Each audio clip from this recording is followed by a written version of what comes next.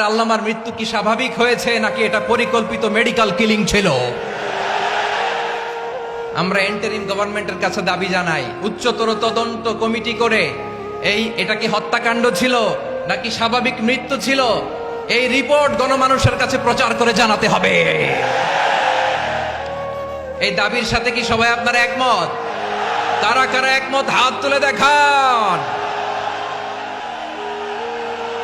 এটা যে পরিকল্পিত মেডিকেল কিলিং ছিল, এটা ধারণা করার পেছনে অনেক কারণ আছে। তিনি আধিপত্যবাদের বিরুদ্ধে সোচ্চার ছিলেন, ফ্যাসিবাদের বিরুদ্ধে সোচ্চার ছিলেন, রাজনৈতিক প্রতিহিংসার শিকার ছিলেন। এজন্য এটা মেডিকেল কিলিং হতে পারে এ ধারণা আমরা করতেই পারি। আওয়াজ করে বলেন ঠিক কিনা? যেই সময়টা আমরা কাটাচ্ছি, এত সুন্দর সময় বাংলাদেশ আর পাবে না। আমাদের জন্মের পর থেকে এরকম চমৎকার সময় আমরা পাই নাই। এটাই আসল সময়।